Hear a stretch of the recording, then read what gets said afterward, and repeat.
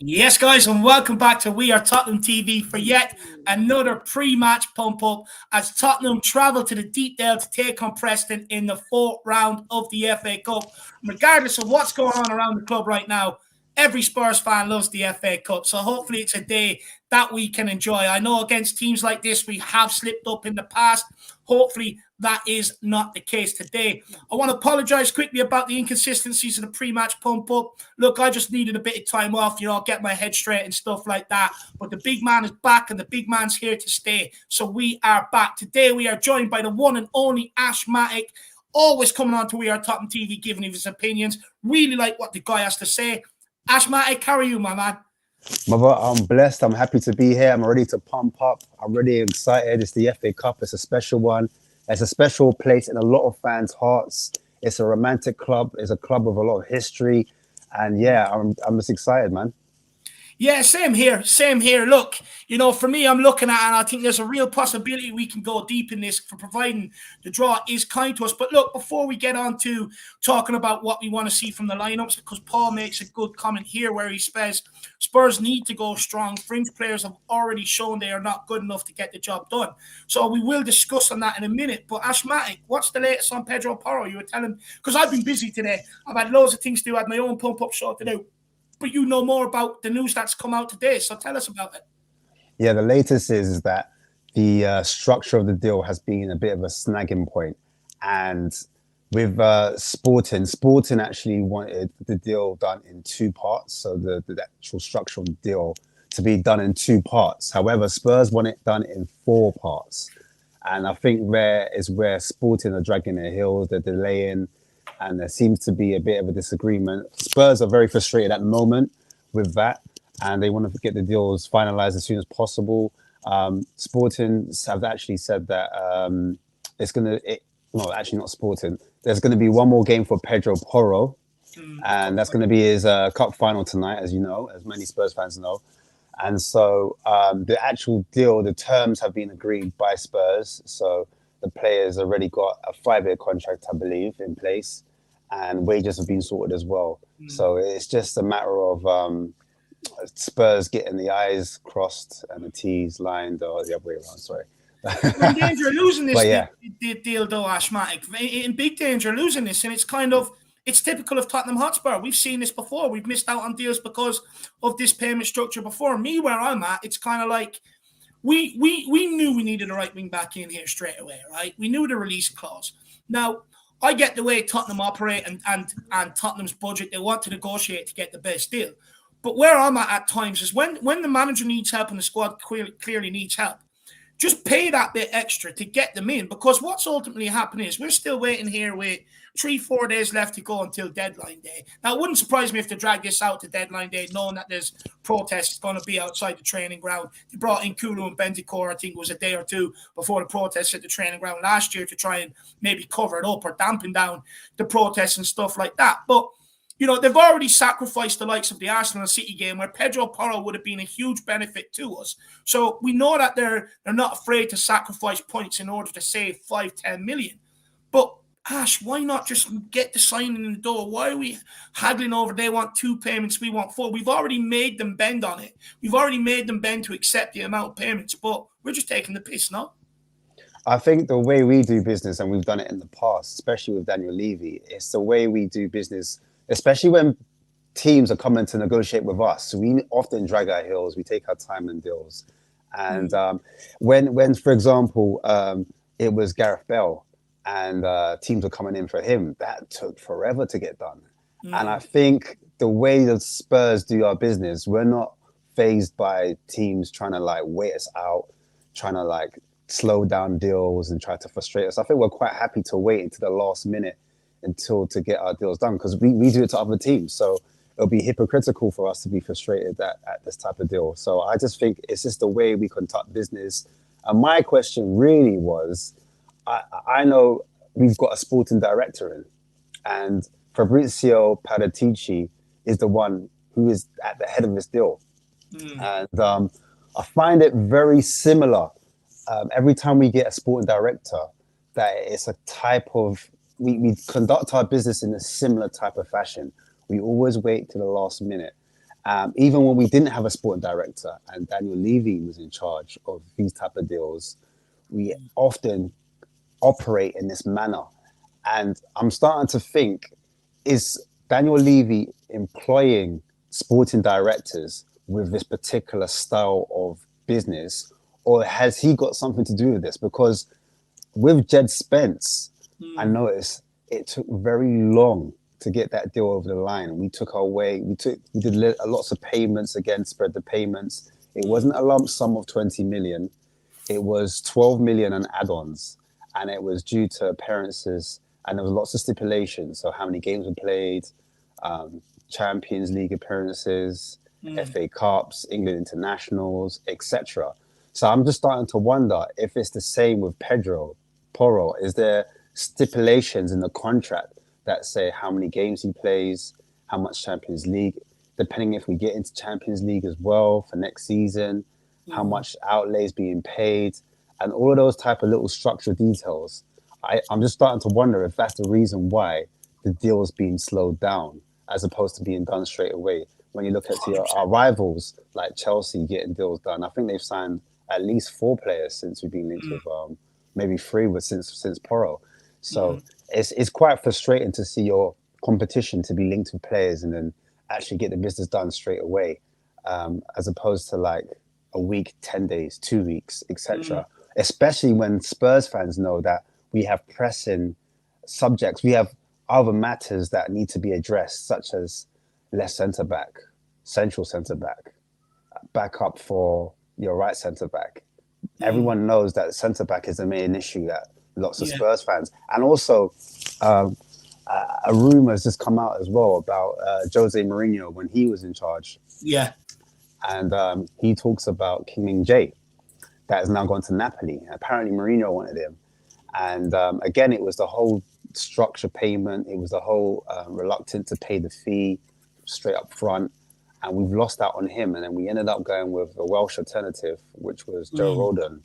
Now, I don't know if it's a thing where they look for future younger players that they have a sell-on clause. And Joe Rodon was meant to be a club signing. And that's why we didn't go for King Min-jae. But it just frustrates fans that we're not going for our original top targets.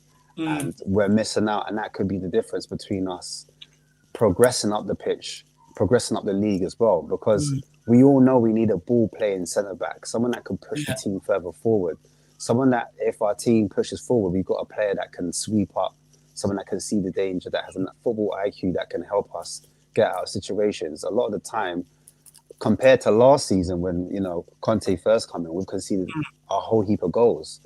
Now, we're no longer addressing this issue.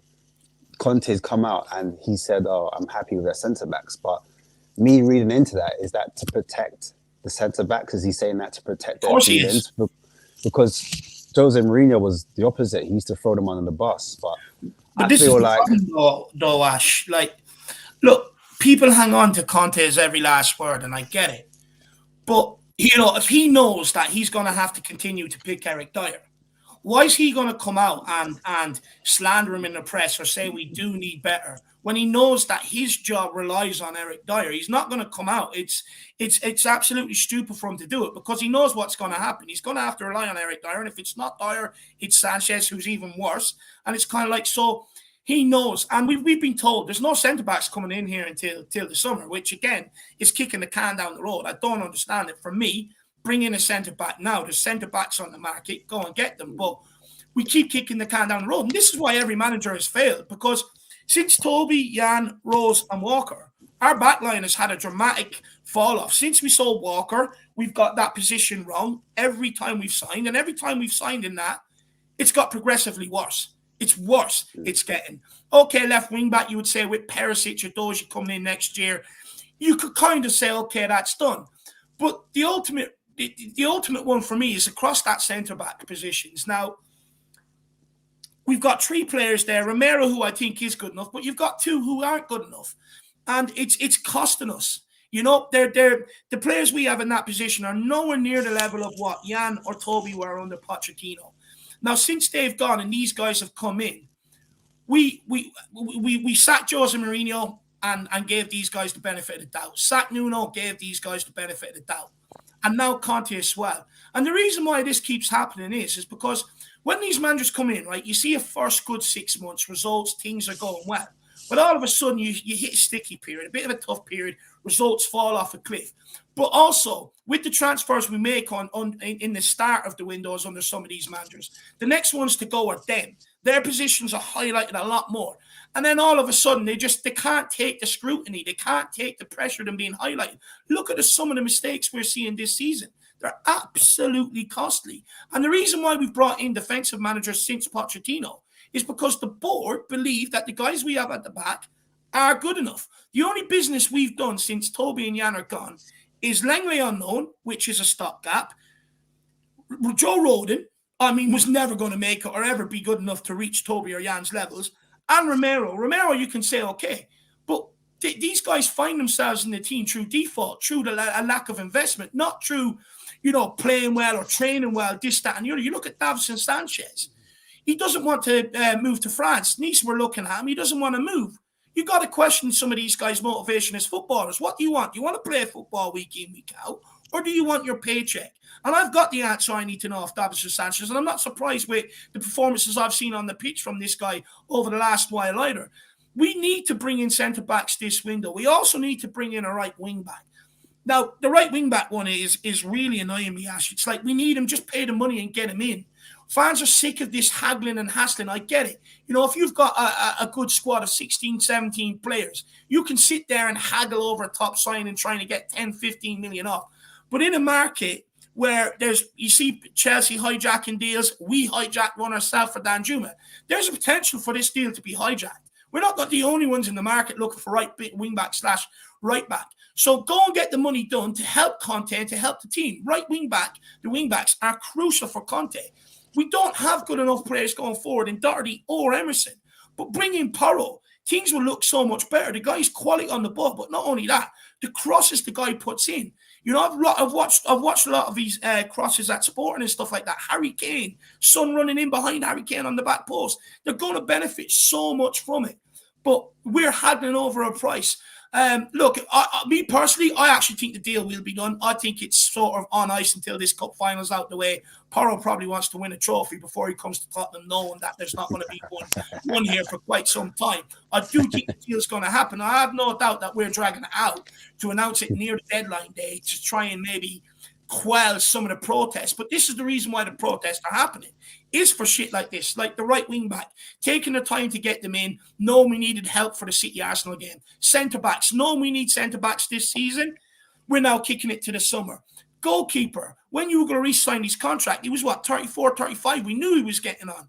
But he's been in massive decline this summer, and all we've got is Fraser Forrester. But when Hugo re-signed his new contract, he was under the impression he was supposed to be bringing in the next guy for the next 10 years to replace him, and that hasn't happened. And we find ourselves in a situation where everyone's calling for Conte out, but no one wants to talk about the issues that predate Antonio Conte. And I'm of the opinion, Ash, it doesn't matter what manager comes in here. That back line is going to continuously let them down. Even if you bring in Poch, people say, Poch, yeah, he'd probably bring a better style of football.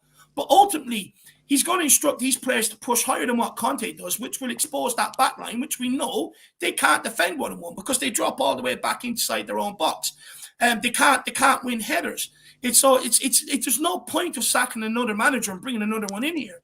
Just continue to back the guy you've got. We know we have problems across the back line. We've known this since the Pochettino days, since Toby, Jan, Rose, and Walker were finished. But we don't want to address it. We want to hire and fire managers. And this is where Spurs fans get pissed off. This is where a lot of the protests are being originated from shit like this. But the club don't seem to want to help to drag us out of it, man.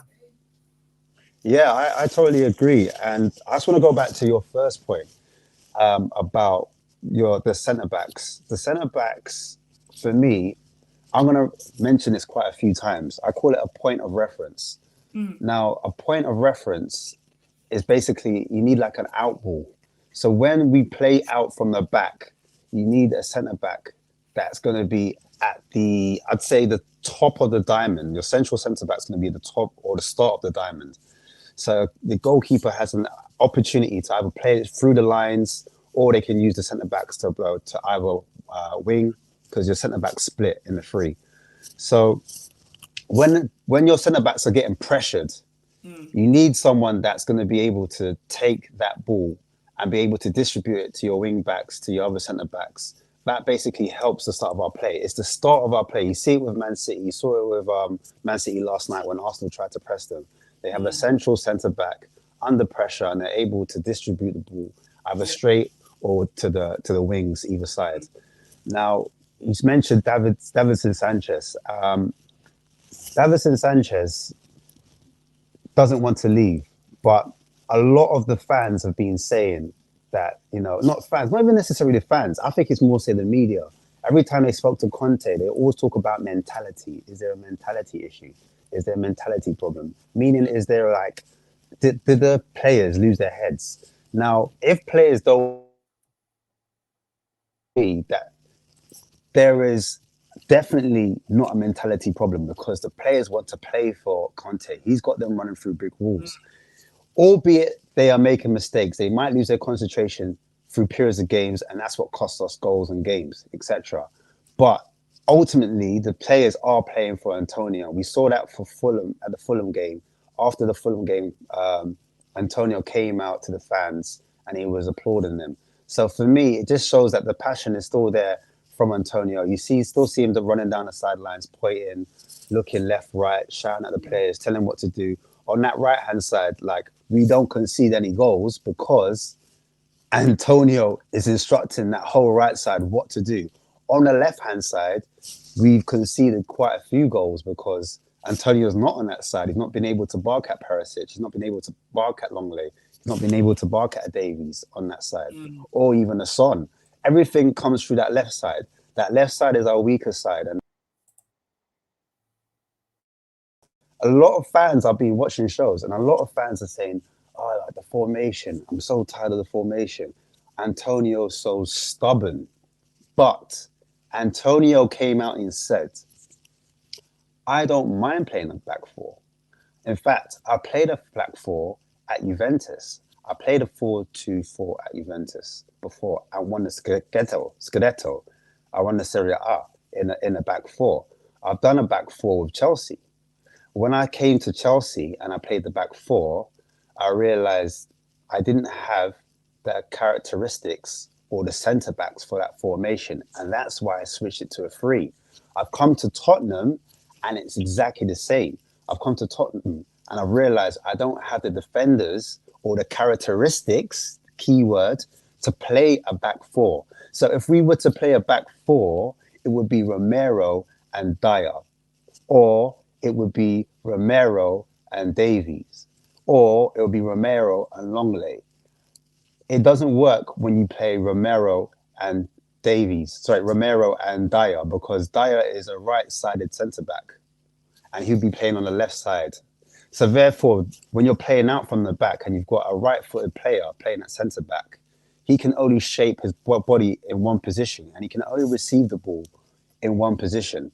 Whereas if you're on the left, you can receive it on your left and you can play it out to your wing back or your left back, or you can play it out to your left mid, if that makes sense. So that is one of the reasons why we don't go to a back four, because we don't have the correct characteristics. The defenders don't have the characteristics to play in a back four.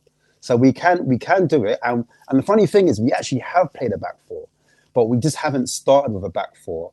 When we play with a back four, we've done it during games.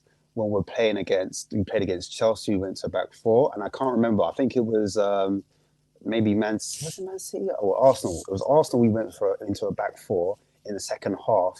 I think about 5 or 10 minutes into the game, we were trying to force the game. We were trying to force the issue, and we had a 4-2-4 when we put Richarlison on, or you could say we had a four with a two-man double pivot and Kane dropping in the hole and Richarlison playing up top, or you slightly to the left with Son at the top.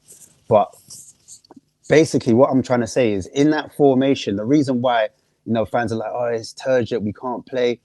When we play two in the middle, sometimes what I saw against Fulham, I saw Emerson Raul tucking in to make a free, and sometimes Kane would drop into the hole to make the free in midfield. Do you know what I mean? And sometimes what would happen is Eric Dyer would push higher up and he would make a free with your Bentancur or Højbjerg. So sometimes we do have a free. It's not, for me, it's not, and I know I've kind of diverted the conversation a little bit, but for me, it's not a formation challenge that we have. It's a personnel challenge. And the reason why sometimes we've been hurt on that left-hand side so much is because sometimes Son and Perisic play a little bit too close together. They play a little bit too tight. And what happens when you play too tight together? When you both push up, or him and Sessegnon play too tight, when you both push up, there's space in behind, there's space on the left-hand side. And our centre-backs, our left-sided centre-backs are getting dragged out, and so was our left-sided midfielder getting dragged out. So there's space in behind. So that's been a bit of our problem this season.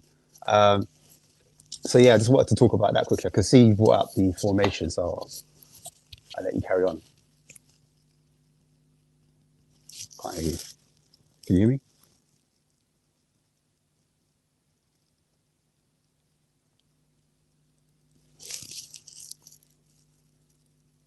Oh man, I can't hear you.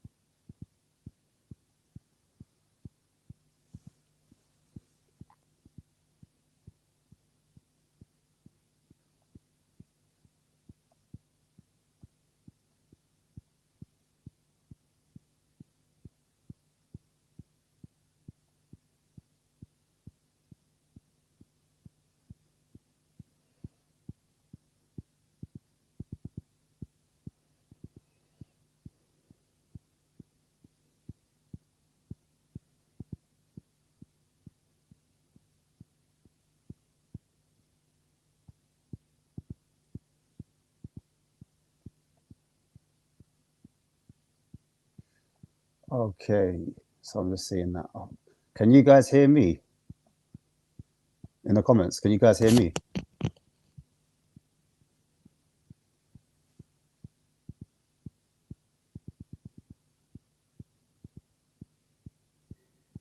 Sorry, I don't Yes, know. you're My back. computer's having a mare. Sorry, it was me. It was me. It was me. My Yeah, computer's having sorry. an absolute mare.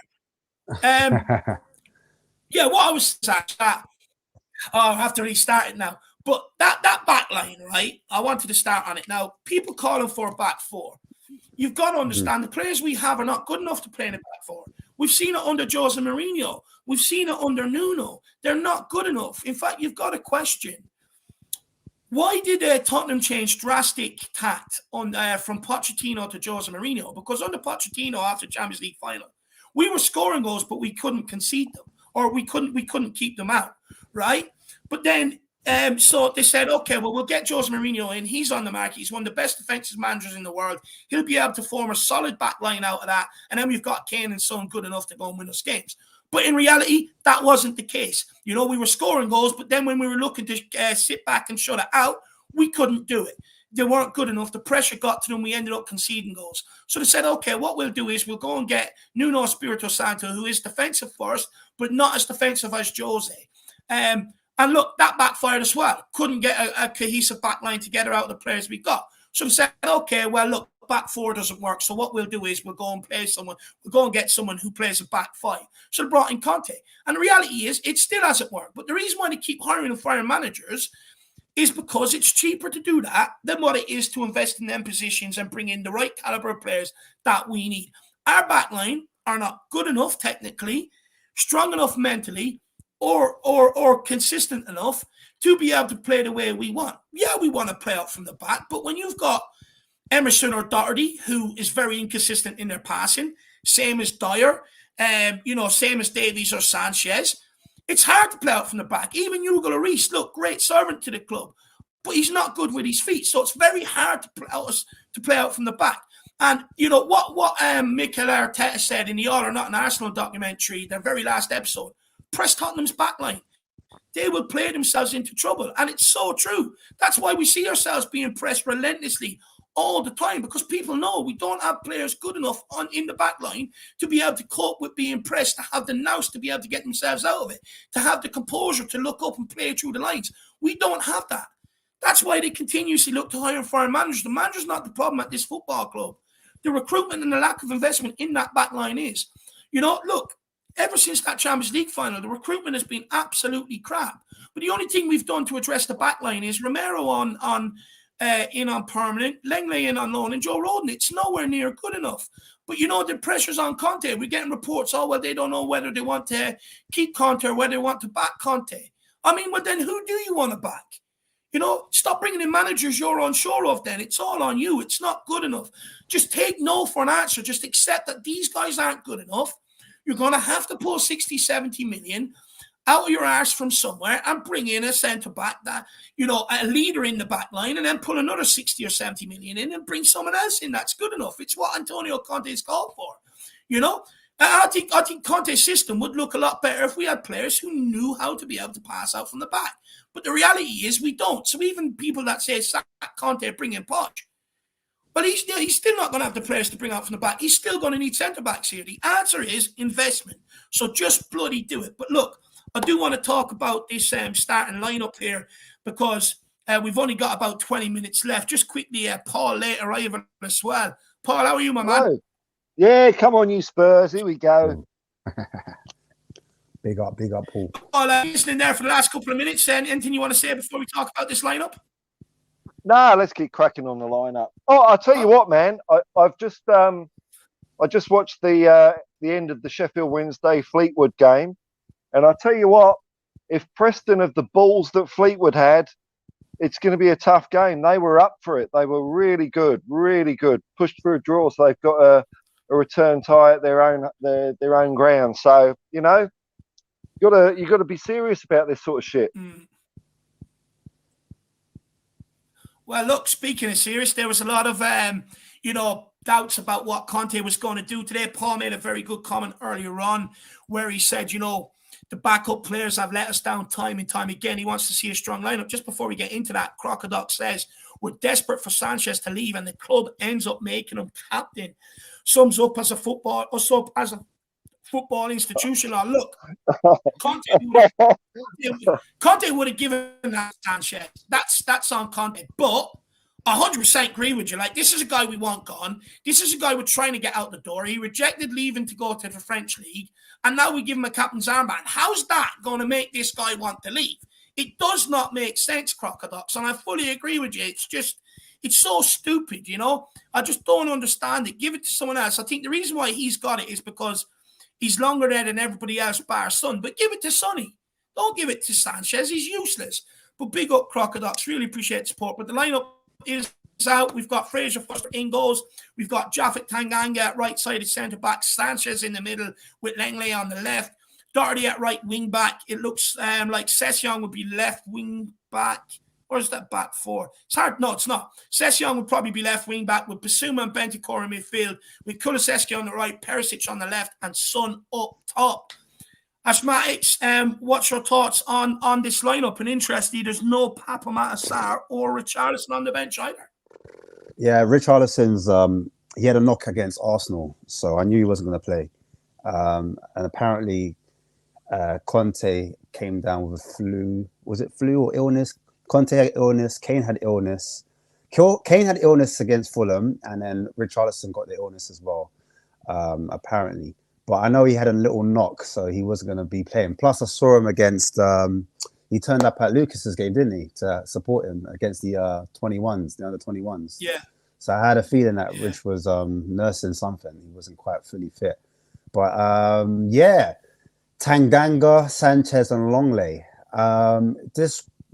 It just reminds me of the Brentford game all over again. I would have preferred someone a bit more solid. Like, I don't really like Tanganga and Sanchez playing in the same lineup. I'd rather have one or the other, especially when it comes to like set pieces and dealing with crosses in the box. I understand both of them are quite physical and they have pace.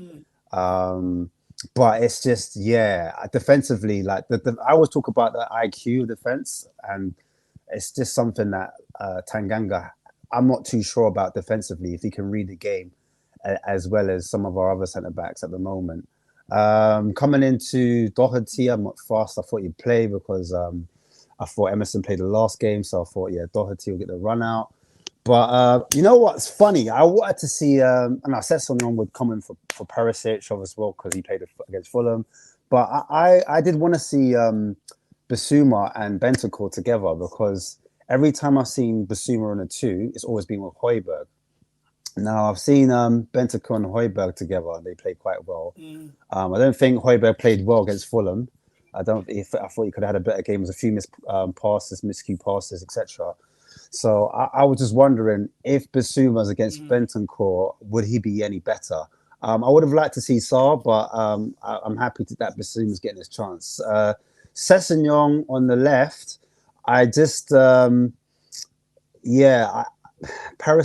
the whole debate. For me, look, Sessegnon defensively is as poor as Perisic in my eyes. Perisic in the air is good. He's got the height. But we saw against what happened against Man City, what happened to him. Hopefully that was a blip, you know, in his career, and that won't happen again. But with Cess, I feel like when he comes inside, he shoots a lot more than Perisic, which is mad, because I thought Perisic would have a lot more shots than Sessegnon. But where Perisic, he does our set pieces, he's good at crossing. I think that's why they decided to make him play further higher up. But I just thought it would have been a good game for Danjuma to make his debut, because for the clips I've seen of Danjuma, he's more of a player. His asset is dribbling. His 1v1s are a lot better than I've seen from like your Perisic's and your Sessegnons. Back in the day, Sessegnon would have taken his player on. Nowadays, he's not really taking a player on anymore like that. He kind of runs inside more, and Perisic doesn't really do that either. They don't really use their pace in that same way. They run in behind, but they don't. Perisic will whip it across the box. Actually, he doesn't even whip it. He floats it to the back post. So I was a bit upset about not seeing our new signing. But Son's going to be the top guy. I think Son will be the top man. Or will it be Kulu? Because Kulu can hold up the ball. Because I know with Conte, he does like I said before, a point of reference, someone you can sting the ball at, and they can hold up the play. and they can occupy the two centre backs and kind of like create space just a little bit in front so that someone can run onto the ball, like running from deep, etc. So I expect maybe Kulu could be the top man, but I expect Son to make those runs in behind, constantly running in behind, or making diagonal runs or curving his run, because he's quite good at that, rather than playing wide. Because I know Perisic will play left, definitely. So yeah, maybe Son will be at top because Kulu's going to be naturally on the right. That's how I feel. Yeah, go on. Yeah. Look, I understand it. I'll give my opinions in a minute. I'll let Paul in here. But Paul, Neil Shafton says, not a lineup that says we are serious about winning a cup. Here's NS Mora all over again. Well, you know, it makes me laugh. It's like, you know, Steve Perryman, budge up, mate. Gary Mabbott, you know, make some room. Ledley King, you're in his seat, mate. It's Davison Sanchez. Welcome to the Tottenham Hotspur Captain's Lounge. I mean, can this club get even? I mean, what the fuck? I mean, okay, let's look at the positive. Okay, fuck me. A positive. Perisic up on the front left hand side. I reckon that would be quite good because he's pretty good up there for Croatia. Fucking Davison Sanchez, man. What the fuck's he gonna like? Say we're 1-0 down at half time, right? And we're gonna look to Davison Sanchez for a moment of inspiration to get them fucking. Let's do it for Sanchez, man. I mean, fuck me. Sorry. There we go. I just, Neil, look, I see where I see where Neil's coming from. It's kind of, look, there's 8 or 9 Premier League teams already gone out of the FA Cup. 2 of the top 6 are already gone in Chelsea and Arsenal. And it's kind of like, if the draw is kind to us, we could very easily find ourselves in a semi-final. And I think, you know, every Spurs fan kind of wants to go for this because we realise that it is our last or our only hope, really, of silverware this season, our only realistic hope. Now, look, Fraser Forster in goals, I think, for me, I think no problem with it. I think he should be given a run in the team. I don't have any faith in Hugo Lloris anymore. Even though he kept a clean sheet against Fulham, he still keeps pushing things out into the danger area. He's not learning. Tanganga, look, for me, if anyone watched that Sky Sports documentary on the deadline day and stuff like that, it's been clear that he's been angling for a move out of the club. He wants to play football. Tottenham kept him around because we haven't been able to get in any players in that position. So hopefully he takes the minutes today. But when he has been given minutes, they've been hit and miss, mainly miss. Sanchez as captain, I mean, honestly, I don't even want to see that. That hurts my eyes. I mean, it's so disrespectful to captains gone by. I mean, just give it to Son. It's a joke. Langley, happy with Doherty. Look, for me, get Pedro Porro in, ship on Doherty. He's not good enough defensively or going forward. Doesn't even try going forward. I know Emerson takes a lot of slack. People say he's useless, but at least he's still trying to do the right thing every game. Doherty doesn't. He shirks responsibilities, passes it inside. Don't want to see that from him today. Basuma, he owes us a massive game today. Hopefully today is a day where he can lay down claim to a centre midfield spot, go out there, really put in a performance. You're in beside Bentancur. So I expect a lot of energy there. I expect to see what I've seen Bentancur times this season, break from that midfield position, go and get pressure on the ball and turn it over. Hopefully, Basuma can do that the other side. Session, I do not understand why we continue to persist with this guy. He has regressed from 17 years of age. The guy's 22, 23 now. He used to be a left winger, scoring goals and setting up goals. Now the guy can't even beat his man. He can't even cross a ball. Every time he crosses a ball, he just hits it off the guy in front of him. Against Portsmouth, it was so bad. I wanted to turn the game off. It's like, what's the point? Anytime we go forward, he's just going to do the same thing as he always does. If I'm a player in that academy, I'll be looking at it like, give me a shot. Give me an opportunity. Stop giving it to these guys. These guys have been here so long and consistently proved they're not good enough. And then we wonder why we don't have any youngsters coming through the academy, because we can't give them game time because we're trying to persist with these guys to get them going. I don't think Sessegnon should be playing. I would rather have Perisic played left wing back, bring in Gil Messi or Dan Juma, Dan the Man Juma. Let's see what they can do today. Kulusevski, I'm happy with. Perisic on the left. I think he'll create some chances. But look, Son up top. I know a lot of people wanted him rested. I'm glad that Harry Kane is rested, first of all.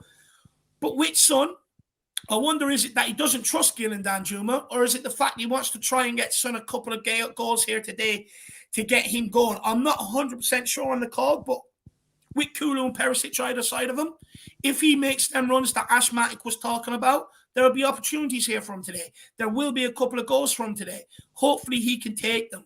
That's my hope on it. But big up Neil Shafton. Really appreciate the support, my man. I mean, Ash and Paul, anything else you want to talk about for the last 7 minutes? Anything you want to talk about? Anything I said there?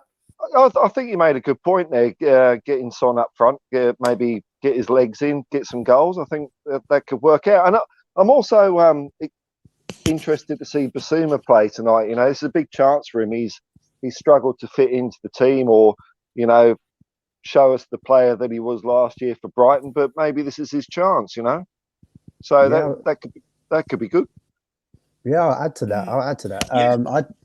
Son, I just feel like when he was on the left-hand side, he has defensive responsibility, because when we out of possession, especially when we do a transition into defense, we play a 5-4-1.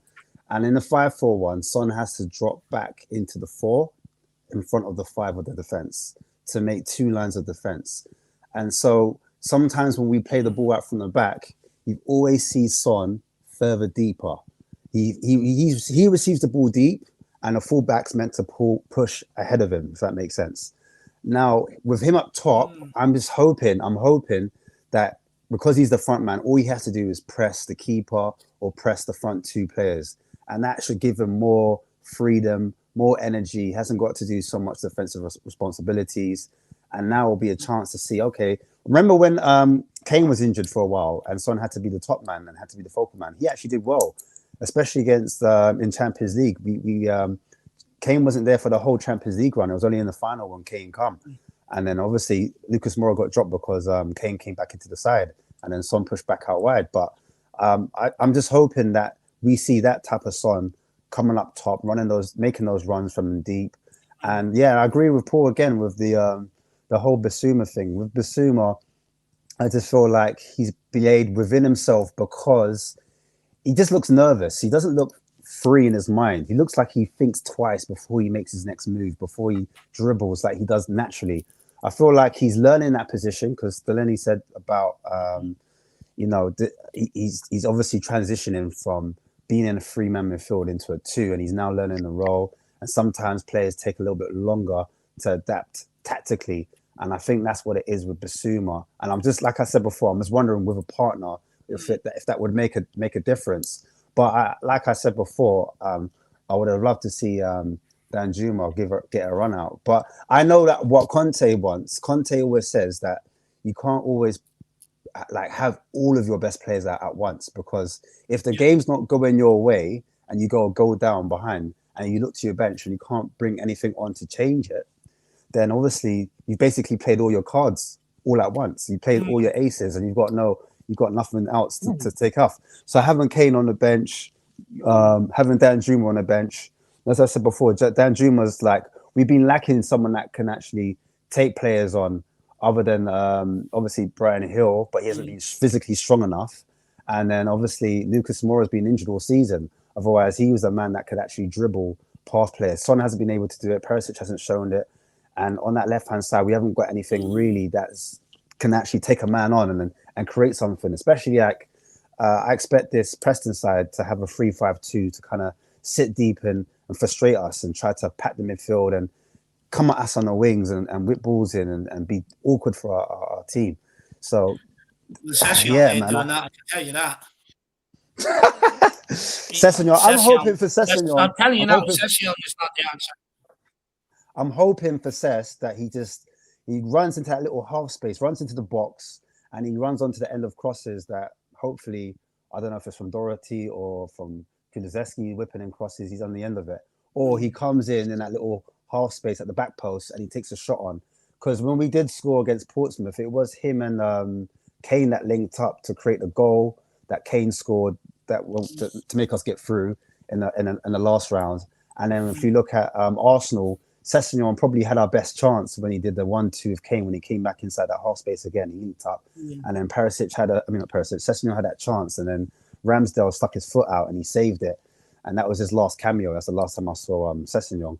But that's what I'm expecting more of. But yeah, in terms of defensively, I just feel like whoever's on that left-hand side, and I suspect I expect it to be Basuma. Basuma has to be switched on as soon as he sees Sessegnon push up. Him and who's going to be on the left? Longley. They have to pull right over straight away to cover his space. Otherwise, we're going to be in trouble. We're going to be in trouble because they're definitely going to target that side. I'm going to see it as a weakness, and they're all going to come down that side. 100% they will. 100% they will. I just want to say something quick. Look, I really want us to win the FA Cup this year, but you know, when I think on the one hand Danny Blanchflower, on the other hand Davison Sanchez, I think I know what's happened, man. I think earlier today I've been hit by a bus, and I'm actually in fucking hell, and this is the afterlife, and this is like turmoil now. So the only thing I think I can do is will myself back to the joys of 1982. So I'll leave you with, we'll take more care of you, Archibald, Archibald. It's working, man. See you through the game. Come on, you Spurs. Come on, you Spurs. Love that. Love that. Just take a couple of comments here before we end off. We've got one from Shariaman Uchel. Sorry if I've absolutely butchered that name, but I am dyslexic to me. That this line is struggling, and we go big or go home. And you're absolutely spot on. It consists of a lot of players that are struggling. But look, we've been here before. We've suffered cups exits to teams like this over the years because of players like this. You know, people struggling, they get given their opportunity, and it's like, oh, well, I don't want to be playing these League Cup games or these early rounds of FA Cup games. Okay, well then, if you weren't shit, you wouldn't be out here in these games, would you? You know, it's really annoying with these guys. And then you also have Finding Charizard, who says he has to change it to give it up, to give people game time. Players need to play to show what they can do with the view of attracting interest from other clubs. And I also hear this. I think, look, that is the thinking behind it. But these players have let us down time and time again. And it's kind of like, when they get put out in these games and they do let us down, what makes any other club want to sign them? But then you have the Nice interested in Sanchez, but he doesn't want to go.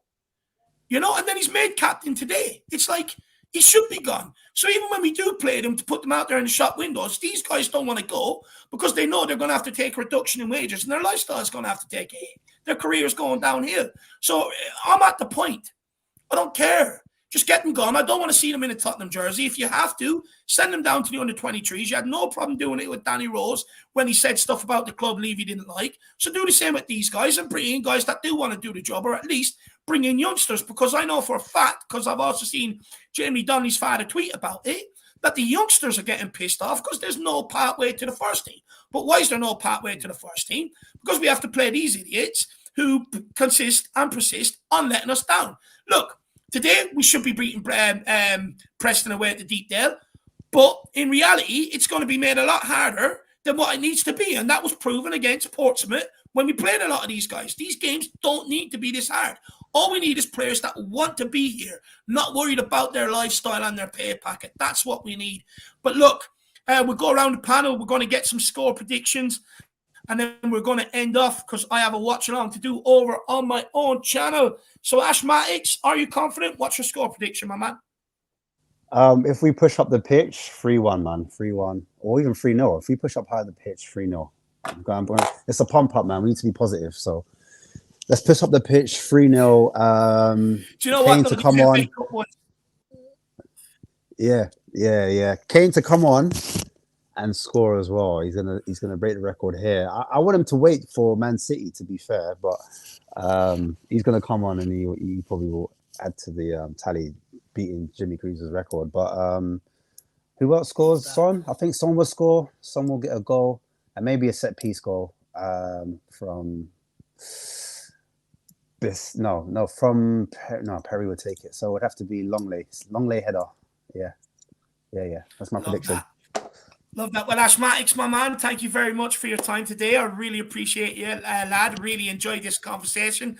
I think you've got a lot of great things to say, and I reckon people in the chat do too. So everybody, big up Ashmatics for today. Put in the chat, Nice big one, him man. up. What a legend. Paulie, my man, are you confident? What's your score prediction? Well, you see, I remember seeing us lose to Port Vale in 1988 because I was there, and it was, it was awful. So, but you know what? Here's my dream. I've come to terms with this new reality, man. So, Davison Sanchez is going to be so fucking inspirational. We're going to win 5-0 tonight. He's going to carry us through to the cup, and it'll be Davison Sanchez lifting the cup against Man City. That is funny. I think you're dreaming there, Paul. I think you're dreaming there, my man. I need like your I answer. was here. I got hit by a fucking bus earlier. I mean, fucking hell. Davison Sanchez. Steve Perryman, Davison Sanchez. I mean, come on, Spurs. Come on, you Spurs. Wait, did we win in 83? Did we win a cup in 83? Oh, I love that. Maybe there's hope. Maybe there's hope. Hey, we might have won a charity shield. No. Well, look, guys, my score. I think I'm on a bit of a lag here, I think. But look, guys, my score prediction. Look, my heart wants it to be 3-0, but my head is telling me that this is probably going to be a little bit tougher than what we need it to be. Maybe a 2-0, 2-1 for me. I would love to see Sonny score today. And like Ashmatic said, get Kane off the bench for 10 minutes. Let him go and break Jimmy Greaves' record. That would be absolutely unbelievable. But, guys, we are going to end off there. If you want to see more of me, you can see me over at the Irish Hotspur. But until then, stay tuned for the watch-along on We Are Tottenham TV. Not sure he's in studio today. Haven't an iota, to be honest with you.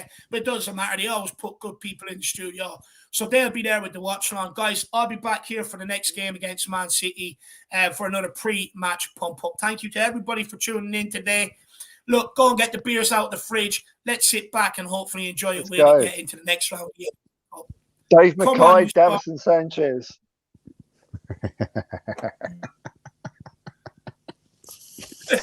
Super Sanchez. Love it. Well, guys, come on, you Spurs. In content we trust. I will see you all back here later on. Peace out.